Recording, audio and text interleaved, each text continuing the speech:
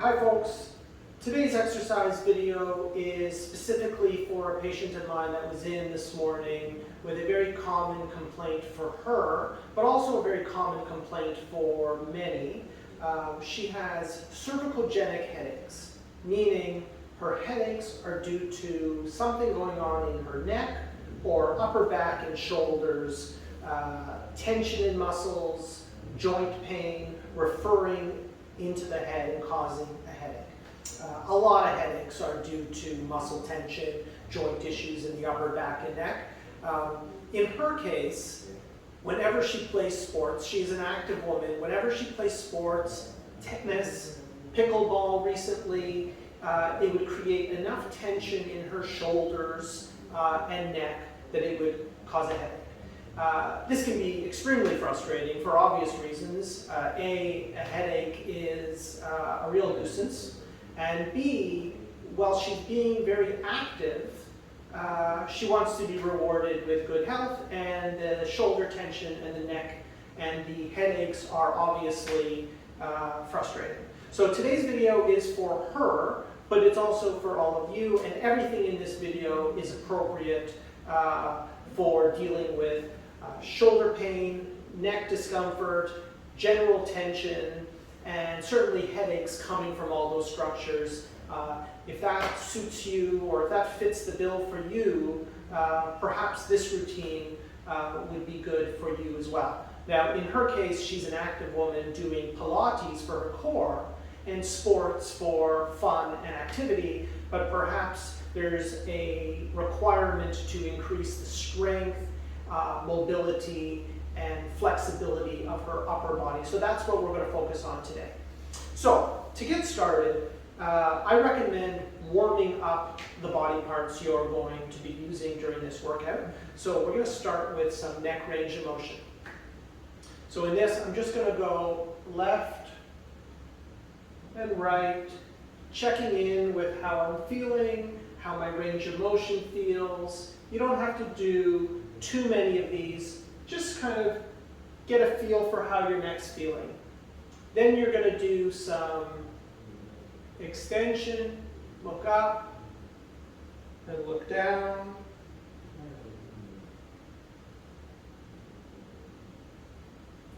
Just checking in on your neck, see how it's feeling, and then some chin retractions as well.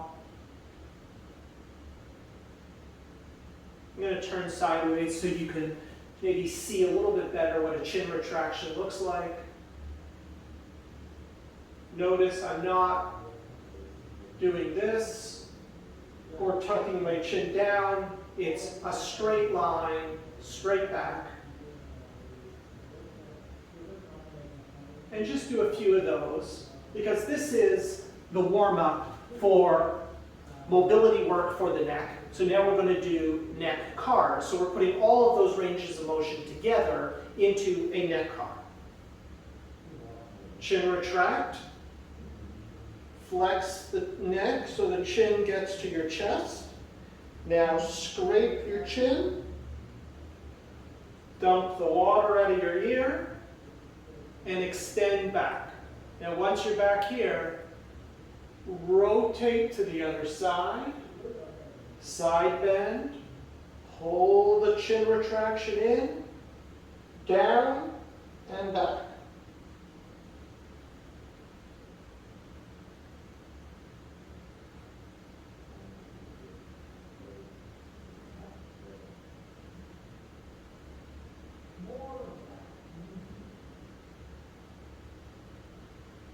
I typically recommend 3 to 5 neck cars per direction. So let's go the other way.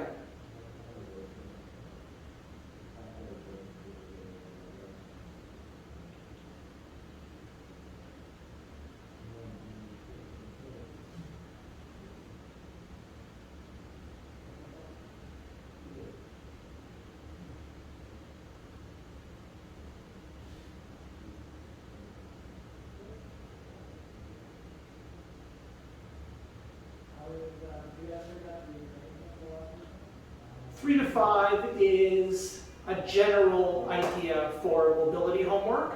You want to do 3 to 5 good ones, being true to your pain-free range of motion. You're trying to carve out the range that you already have. You're not going to create more range with these cars, but you will preserve the range that you've got. So 3 to 5 is a starting point, and then we can always progress in terms of not only the number, but also how much tension you create in your body, because then those muscles will have a little bit more intensity to them as you're moving through your range of motion.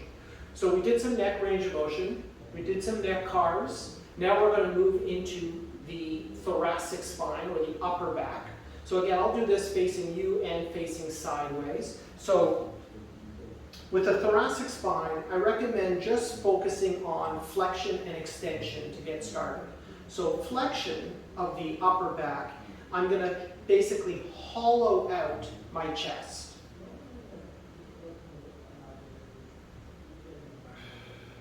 Don't forget to breathe.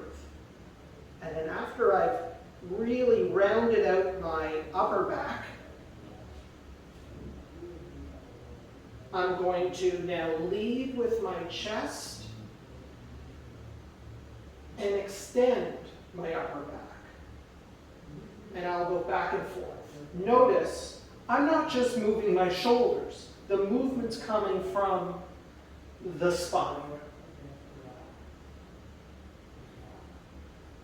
A progression is to hold an exercise ball. So if you have a big exercise ball, you could hold it like this, with the ball right against your chest, and you round out your back, following the contours of the ball, and then drive your chest into the ball and do a few repetitions of that.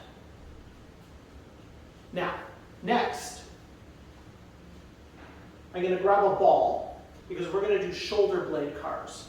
The ball is not absolutely necessary, but I like to hold something in my hand so I can squeeze on it and keep my arms straight, the rest of my body still, and do again 3 to 5 revolutions of a shoulder blade car.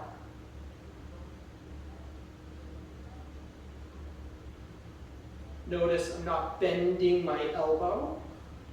I'm making the movement all come from my shoulder blade. Switching side.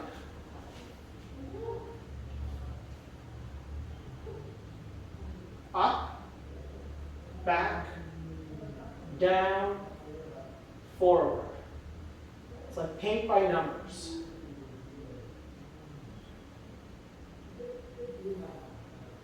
And then reverse.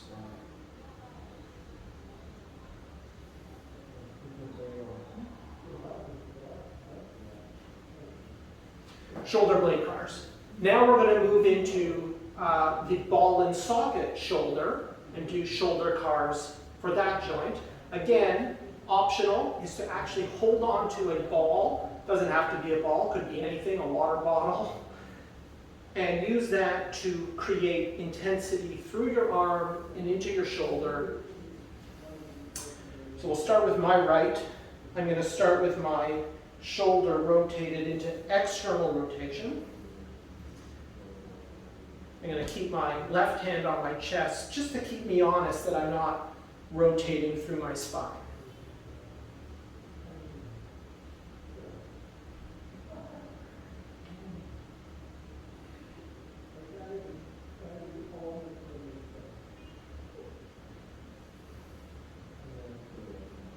So when you're up front, you're in external rotation. And as you're up here, you're starting to rotate that shoulder as it windmills around into internal shoulder rotation. Why is rotation so important? Because it's the fundamental movement of the joint. And that's how we're going to create healthy joint space, or what we often refer to as working space in the joint. Switching sides to my left.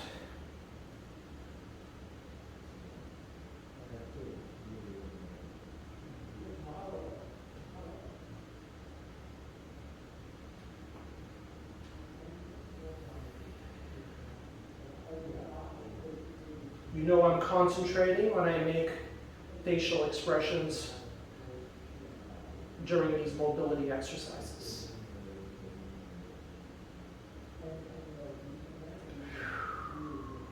Don't forget to breathe. Okay, so we started with some mobility work for the neck, upper back, shoulder blade, and shoulder. And now we're going to move on to some strength work. A lot of times our sports or our activities, and our activities could also just be sitting at the computer, what happens is those activities are higher in demand than the tissue capacity will allow, and that creates the tension, which then can create the referral pain into the head. So what some people do is, well, they just start doing less to avoid getting those symptoms.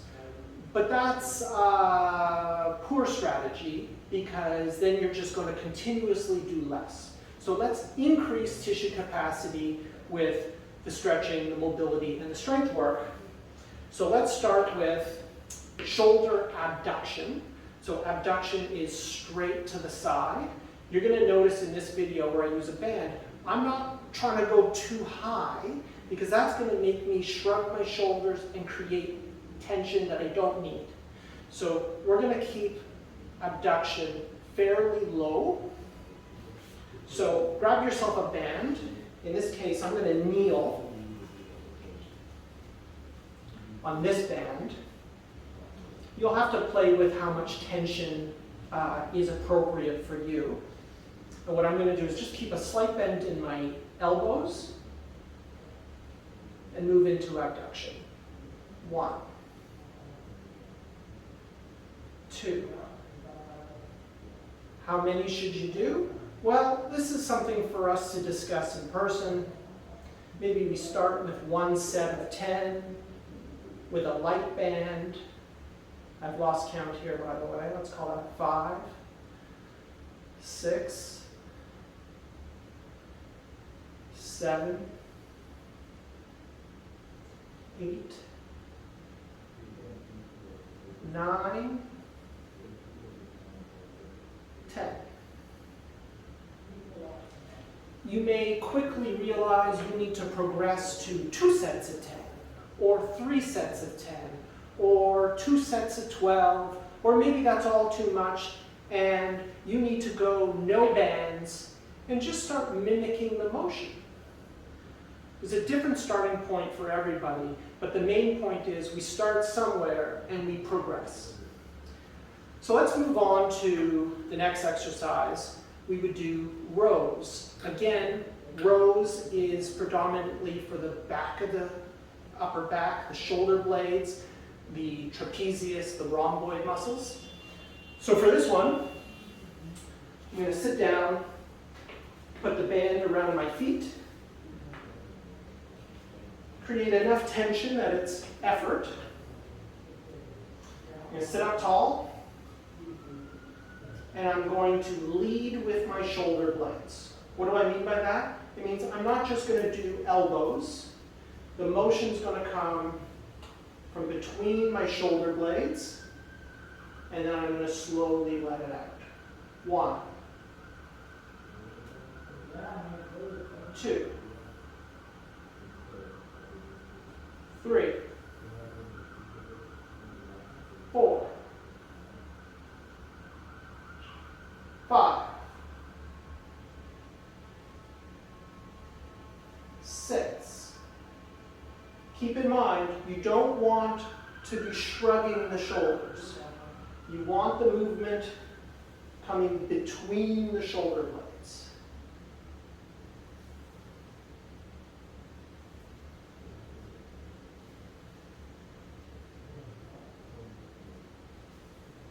Nine, I think.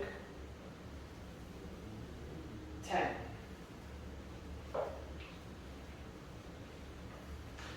Now, the next exercise is a very common one if you've ever had a rotator cuff injury.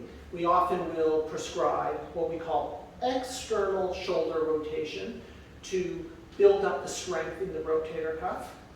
So Again, we're going to want some kind of weight in our hand to provide resistance. In this case, I'm going to be lying on my side, so my arm is going to be fighting against gravity. And this is a 2-pound ball. You may only need a 1-pound ball. As my patient experienced this morning, like even just 5 pounds was too much for this exercise. Probably 1, 2, 3 pounds is appropriate. So for the setup here, I'm going to lie down on my side. I'm going to put a stack of towels between my rib cage and my elbow. You could have a pillow down here. I'll use a foam roller. So I am stacked, my elbows against the towels, and now my shoulder's going to do the work. So it's going to gently move into internal rotation and then fight gravity and 2 pounds into external rotation. 1, 2, 3, 4, 5. Notice I am not going so high that the rest of my body starts to move. This is purely for the shoulder. Let's call that 7, 8, 9, and 10. So whatever you do on one side of the body, let's leave that here. And I will turn around.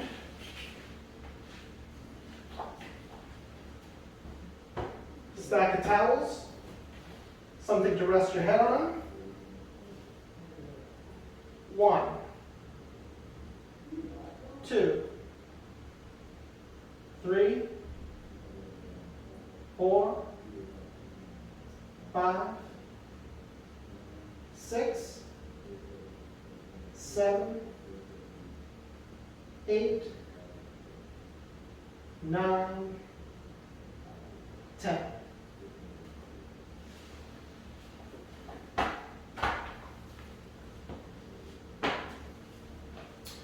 Shoulder external rotation. Now let's move into one more strength training exercise with a band. This is a TheraBand, blue, which is about medium intensity. You can start with yellow and progress up in terms of the intensity of the band, and then moving into tubing, which has a little bit more resistance to it. This exercise I would commonly do standing, but for video purposes I'm going to do kneeling. I don't think I have a specific name for this, but basically what I'm going to do is one arm is going to pull up and away, while the other arm pulls down and away.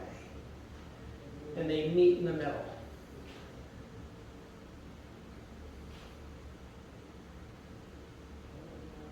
If you don't have enough resistance, slide your hands a little closer to one another.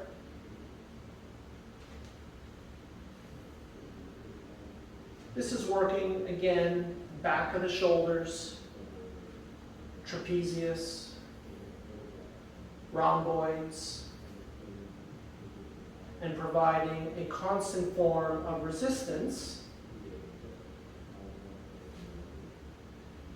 to start building up the tissue strength around your shoulder girdle.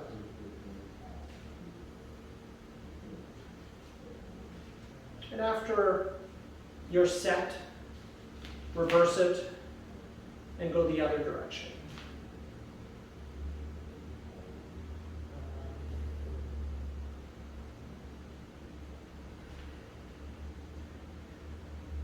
Four, 5, 6, 7, 8, 9, and 10. There are an infinite number of ways to move and strengthen the body. You could just be right out here. You could do really anything that's creating tension and building strength. The ones I've laid out for you in this video so far are common ones and the way I would start. So you've done mobility work, you've done some strength work. Now we're going to stretch out the tissue that will commonly be the source of referring up into the head or creating just tension in the neck and shoulder. So we're going to do some neck stretches. So I'm simply going to bring my head to the side to stretch out this part of the neck. And at the same time, this right arm is going to reach down to create a little bit more stretch. And let's hold that stretch for minimum 30 seconds, but more than 30 is a good idea as well, even upwards of 2 minutes, although that's a long time for the neck. So maybe 30 seconds to 60 seconds. And don't forget, through the entire time, breathe.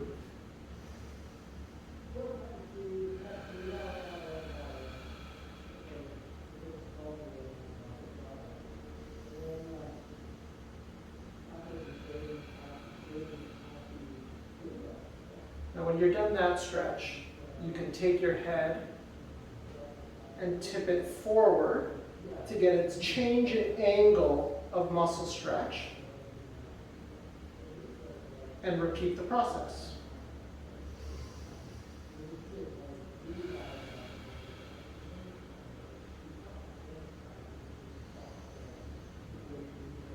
You'll likely feel this in your upper trapezius and into the neck. To start to feel it a little bit higher up in the neck, another area that is commonly tight and can create headaches, back here, up front here, is sort of the suboccipital muscles in the upper neck. So we want to add a little bit of a chin retraction in these positions, and then you'll start to feel the stretch move higher up into the neck. And you can even play around with changing where your head is so you can get the stretch in the area that you feel the most impact. Let's do some stretching on the other side.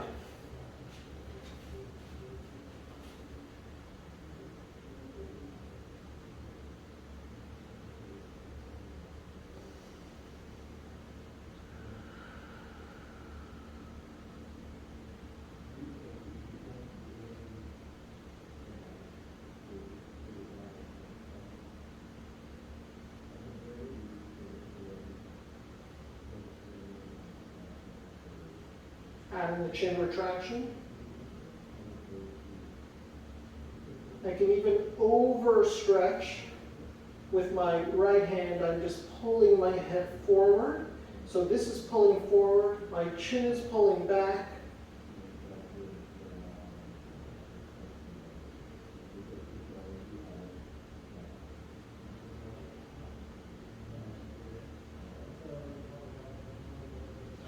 And those are a few ways to stretch the neck. And we're also going to stretch the shoulder. Here's a common shoulder stretch. Cross body.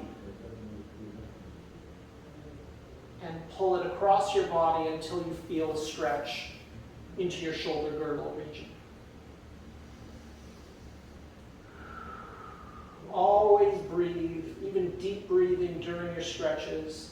Helps the body relax, helps you feel the stretch a little bit more.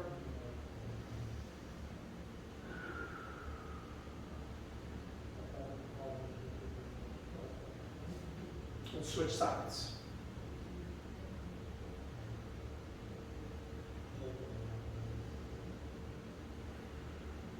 If you don't feel the stretch, you may need to really pull it a little bit more.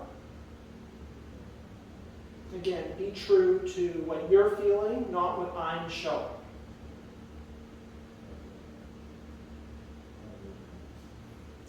And now we're going to stretch the pec major, the chest muscle. So lots of ways to set up for this. A lot of times you'll see people leaning through a door frame or just picking the corner of the room, pinning their shoulder into, and then turning their body away. So here I'm going to put my arm behind me and then just turn my upper body away from my arm until I feel a stretch here in my pec.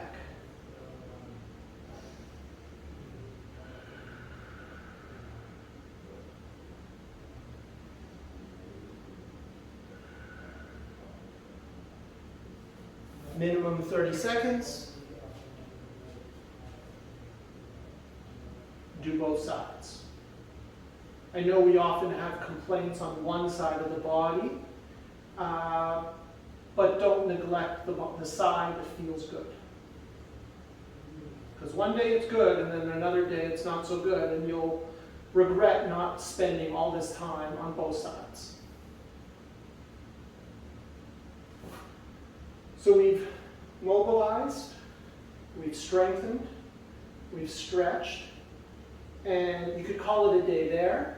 But if you have a foam roller, this is another way to both mobilize your body parts, but also get a little bit of massage relief as well. So what I'm going to do is use my foam roller now into my mid and upper back. So to set up for this, basically you just want to lean into it. Right now it's in my low back. And I'm just going to roll through my low back and lower mid back. You might even enjoy sort of arching over it. And then when you're ready, just wiggle it a little bit higher. You may need to move your feet a little lower.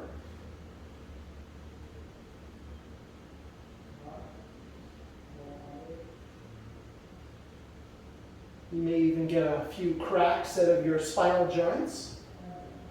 Not quite the impact of going to the chiropractor, but feels good nonetheless. And again, you could arch over.